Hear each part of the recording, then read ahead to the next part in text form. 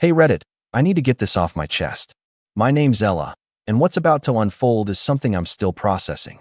You ever feel like you've done so much for your family, and they turn around and treat you like you're a walking ATM? Well, let me take you back to when it all started. For context, I'm in my late 20s, and I have a decent job in tech. It's not glamorous, but it pays well enough that I can travel, indulge a little, and keep my life relatively stress-free. But for the last few years, every time my family went on vacation, somehow, I became the one footing the bill. It all began innocently enough. I started out paying for small things, meals here and there when they visited, an occasional birthday gift that wasn't quite enough to make me feel like I was being used. Then, one year, my family decided to go to the Bahamas for a vacation. It was supposed to be a family reunion of sorts, and I thought, why not? I'll cover a few expenses. You know, like helping them with the flights or covering the house rental. But that was just the beginning point. 1 year turned into 2, then 3, and suddenly, I was paying for the entire vacation. Every year. Flights, accommodations, the works.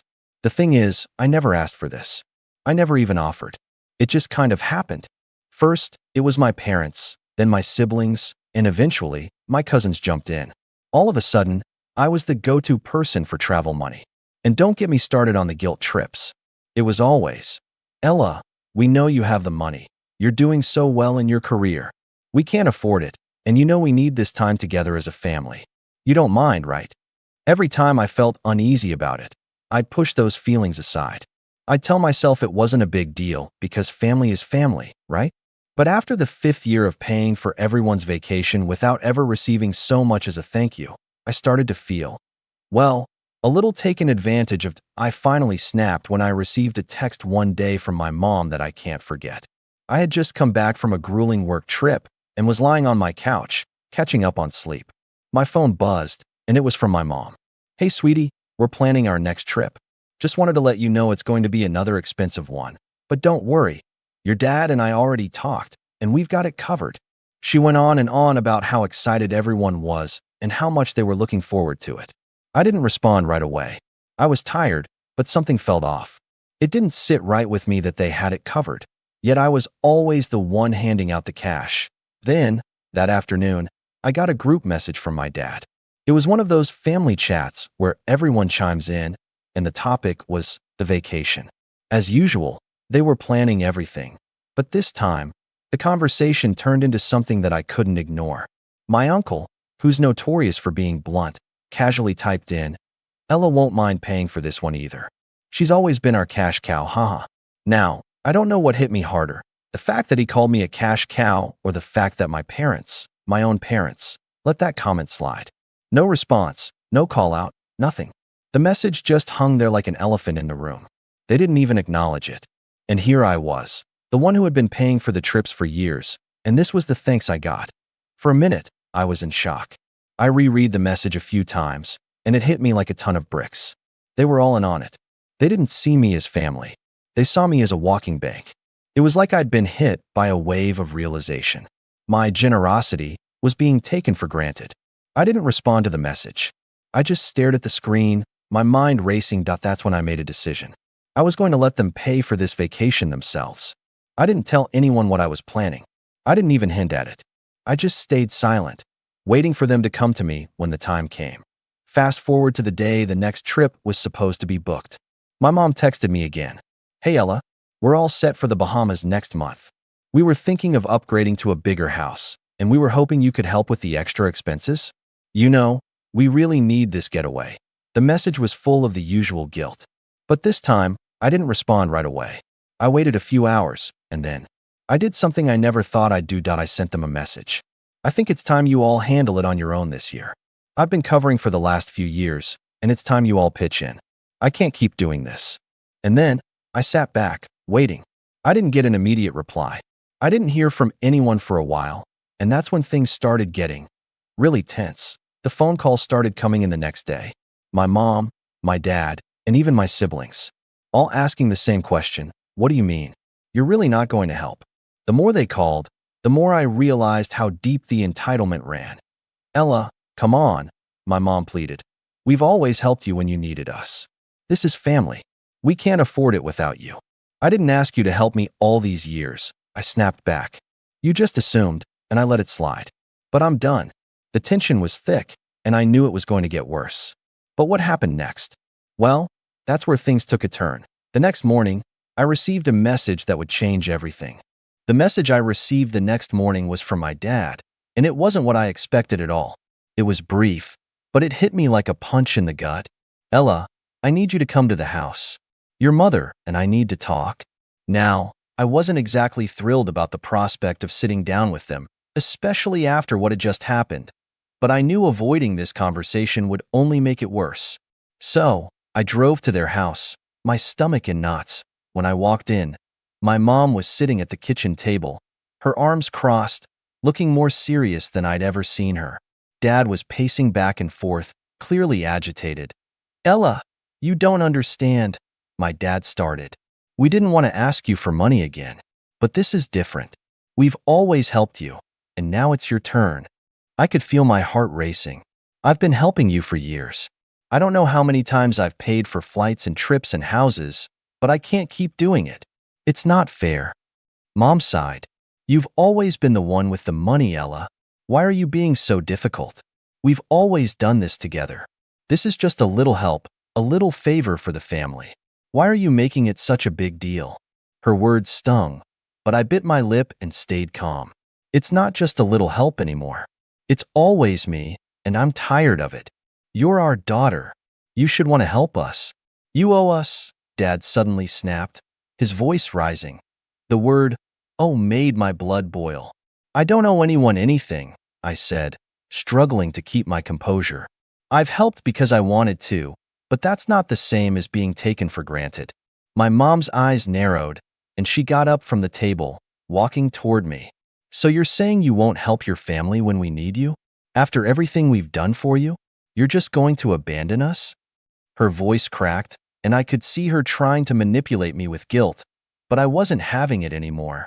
No, I'm not abandoning you. I'm just saying no. You all can handle it on your own this time. For a moment, the room was silent. I could feel the tension rising, but I wasn't backing down.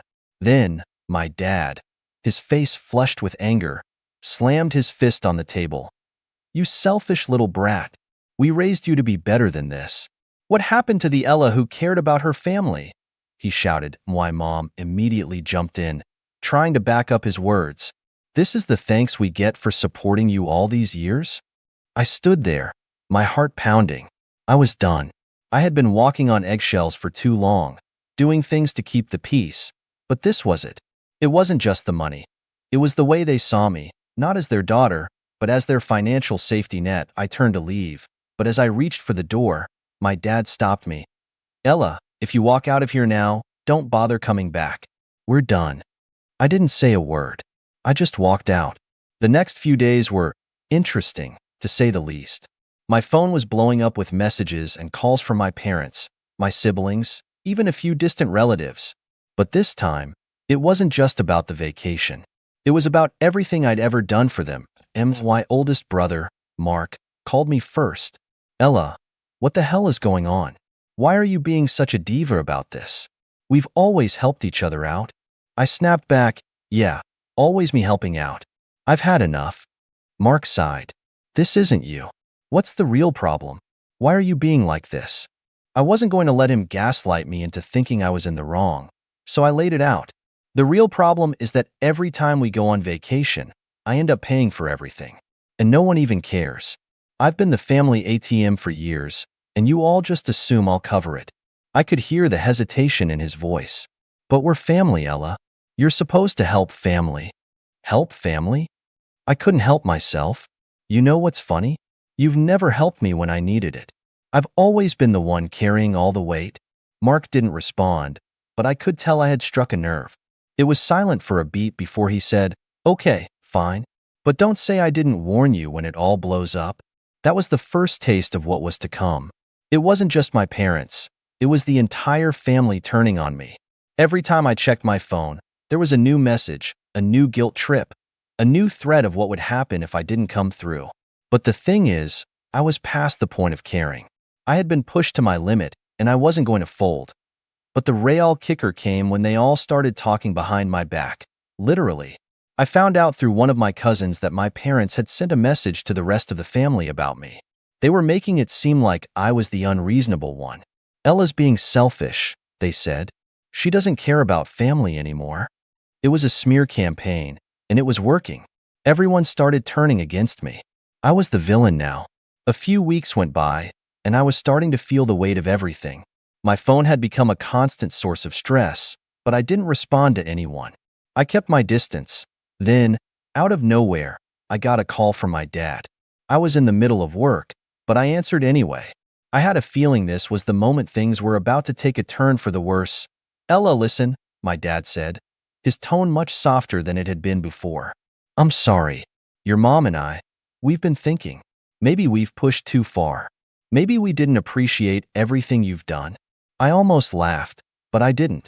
This wasn't about an apology. This was about saving face. "You think?" There was a long pause before he spoke again. "We need you for the trip. You know we can't do it without you." I wasn't going to make it easy for him. "I think you should figure it out on your own.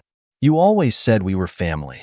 "Well, family helps each other without expecting everything in return. Please, Ella. We're sorry," he begged. "Just this once." And that's when I decided to play my hand. I knew exactly how this was going to end. But what did I do next? As soon as my dad said those words, "just this once," I felt my patience snap. I wasn't going to be the one to fix their mess this time. I had done it for years, and every single time.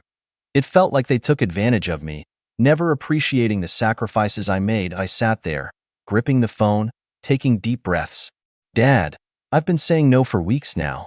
Why do you think I'm going to change my mind just because you're begging?" There was silence on the other end. Then, my dad's voice grew more defensive. "I don't know what happened to you. You used to be different. What happened to the Ella who cared about family?" That old guilt trip again. But I wasn't falling for it. Maybe I was the one who cared too much. "Maybe it's time for you all to see what life is like without me paying your bills." I could hear him trying to calm himself down. "Ella, you're overreacting. We're just asking for help with a trip. We've done so much for you." "Done for me?" I shot back. "I've done more for you than you've ever done for me. I paid for your vacations, your bills, your new car. And now, suddenly, I'm the one being selfish because I'm not going to fund your next trip? You don't get to twist this into being about me. This is about you all being so entitled that you think it's okay to use me like this." There was a long pause. I could tell my dad didn't have a response, but I wasn't finished. I was tired of being painted as the villain in their narrative. "You've taken me for granted, Dad. All these years, I've been the cash cow, as you've so kindly put it. And you know what? That stops now." "I don't believe this," he said, his voice cracking. "You've changed so much. You don't care anymore. You're not the daughter I raised." "You're right," I snapped. "I'm not the daughter you raised. I'm someone who knows better than to let people walk all over me anymore. But I guess you won't learn that until it hits you." And just like that, I hung up. That night, I couldn't sleep. My mind was racing with everything that had happened. The constant phone calls, the guilt trips, the barrage of angry messages from my relatives. It felt like they were all turning on me, calling me selfish, saying I was throwing away years of family loyalty. It was suffocating, and I was starting to feel isolated. The next morning, I got a text from my mom. It was a simple but telling one. "Ella, you've hurt us. We've been trying to make things right, but you're pushing us away. Is money really more important than family?" I sat there staring at the message for a long time. I could feel my anger bubbling up again. Money was not the issue. It was the manipulation, the constant using of me, the never-ending assumption that I was always going to be their solution to everything. I wanted to respond, but I decided to wait. I had to think this through carefully. I needed them to understand the gravity of what they were doing, and I needed them to realize they couldn't always depend on me to bail them out. A few days later, my parents sent me a message, one that was different from the others. It was an invitation to their house. They said they wanted to talk and make things right. I knew what this was. Another attempt at manipulation. I felt a sense of resolve in me. They thought they could just pull me back in with a few empty words. They didn't know that this time, I was going to make sure they felt the consequences of their actions. I showed up at their house, but I wasn't prepared for what happened next. My dad opened the door, and before I could say a word, he stepped aside to let me in. Ella, we've been thinking, he began. We've been too hard on you. And we just wanted to say, we're sorry. We didn't mean to make you feel like a cash cow. I had to stifle a laugh. He was trying so hard to sound genuine, but I could see right through him. You know, that's funny, I said, my voice calm, almost too calm. I've been saying no for weeks now, and all of a sudden, you're sorry? You're really trying to pull the wool over my eyes with this, aren't you? Ella, we mean it, my mom chimed in. We were wrong. We just didn't realize how much you were carrying. Oh, you didn't? I asked, raising an eyebrow. Because for years, I've been telling you how much I'm doing. But you all only ever saw me as the one who could fix everything. There was an uncomfortable silence.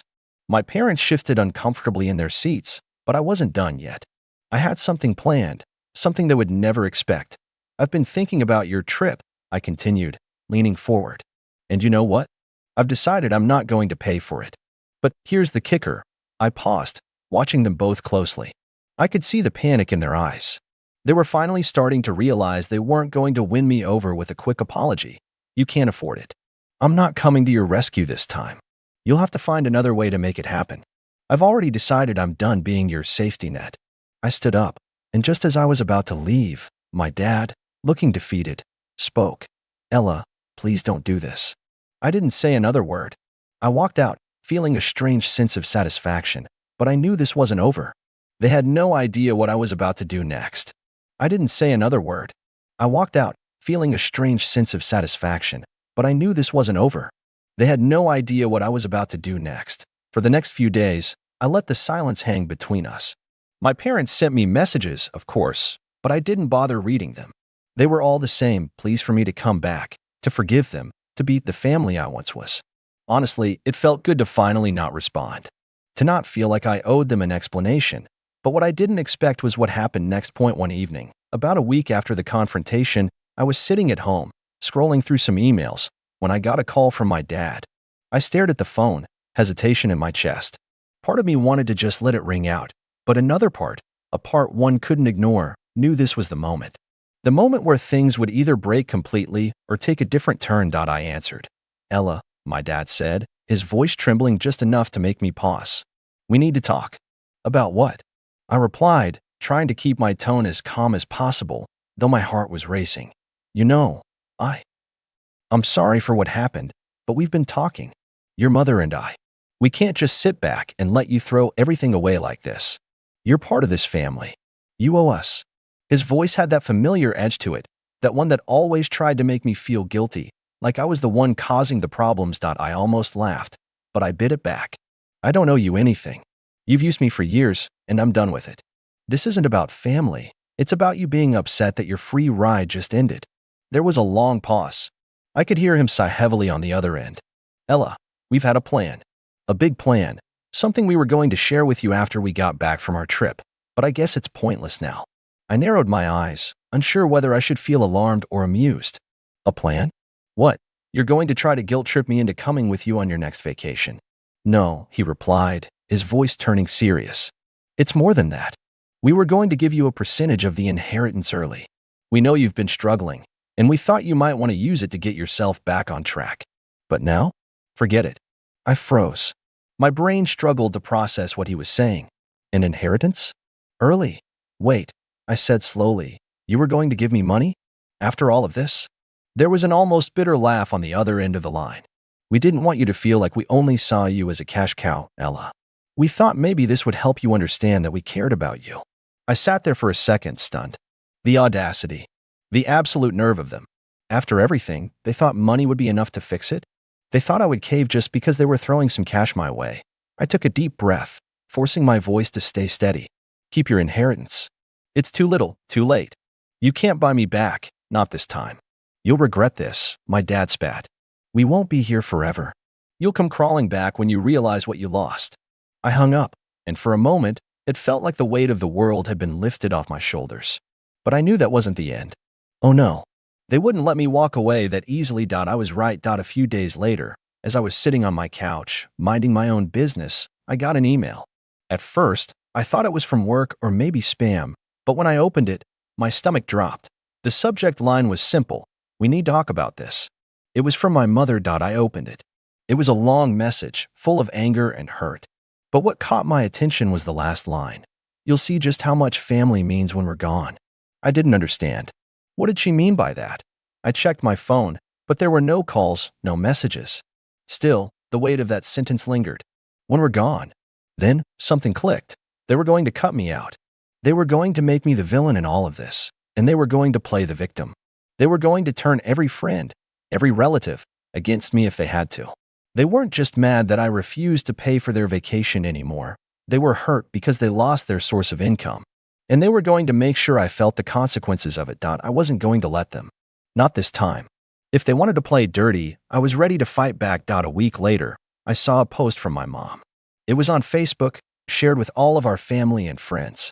It was a picture of my parents smiling at a resort, holding drinks in their hands. But the caption? That was the kicker. Sometimes you have to learn the hard way that family doesn't always have your back. Just because you give doesn't mean you'll receive. Be careful who you trust. I stared at it for a while, the words sinking in. They weren't just trying to punish me. They were trying to publicly shame me, make me look like the bad guy in front of everyone. And that was where they made their mistake. Because now, I had a plan. I stared at my mom's Facebook post, feeling my anger simmering beneath the surface. This wasn't just about the vacation anymore. They were playing dirty, trying to paint me as the villain in front of everyone. It hit me hard, but I wasn't about to let them get away with it. I knew what I had to do. I spent the next couple of days pulling everything together. I had all the evidence I needed. Text messages, bank statements, and emails. Everything that showed just how much I had given them over the years. They'd been more than just entitled. They'd been manipulative, using guilt to get me to pay for their vacations, their bills, everything. But now I had the receipts, and I was going to make sure everyone knew the truth. On a quiet Sunday afternoon, I shared a post of my OWNIT was a simple status with a picture of my parents at one of their previous vacations, the same one my mom had posted, but with a twist. I attached a screenshot of a text message from my dad where he literally said, "She won't mind paying for the trip. It's her job to help us." Then I added the message, "To everyone who's been wondering what's really been going on with my family lately, here's the truth. For years, I've been paying for vacations, bills, and things that I wasn't even asked for. It wasn't out of love. It was because I was guilted and manipulated. I'm done. No one gets to use me anymore." The post went up, and within hours, it was shared by dozens of family members and friends. People I hadn't even heard from in years were messaging me, asking what had happened. Some were supportive, others were shocked. But the most important part? My parents couldn't escape it. The fallout was almost immediate. Why, Mom called me, frantic. "What did you do?" she demanded, her voice shaking with a mix of anger and fear. "You've ruined everything. People are asking questions, and now they think we used you. We were helping you." "Helping me?" I scoffed. "You were using me. Don't twist the truth to make yourself look better. The only thing you ever helped me with was enabling me to keep paying for your lives while you ignored mine." She didn't have a comeback for that. She just hung up. But the drama didn't stop there. The entire family was in an uproar, with relatives reaching out, calling me everything from selfish to entitled. My parents were doing damage control, trying to spin things in their favor, but it was clear they couldn't recover from the truth I had exposed. The reality was out, and there was no going back. A few days later, I got an unexpected call from my uncle, who was one of the few relatives who had always been supportive of me. "Ella, I saw your post. You did the right thing," he said, his voice surprisingly calm. "We've all known about your parents' manipulation, but no one had the guts to say it. You've got family here who actually cares about you, and will support you, no matter what." Hearing that honestly brought me to tears. I'd always been told that family was supposed to have your back, but until then, I didn't realize just how much support I had from people who truly cared. By the end of the week, my parents had tried to reach out, but this time, I didn't answer. The games they'd been playing for years were finally over. I was done being their cash cow, and I had made sure that everyone knew exactly who they were. The truth had come out, and for the first time in a long time, I felt free.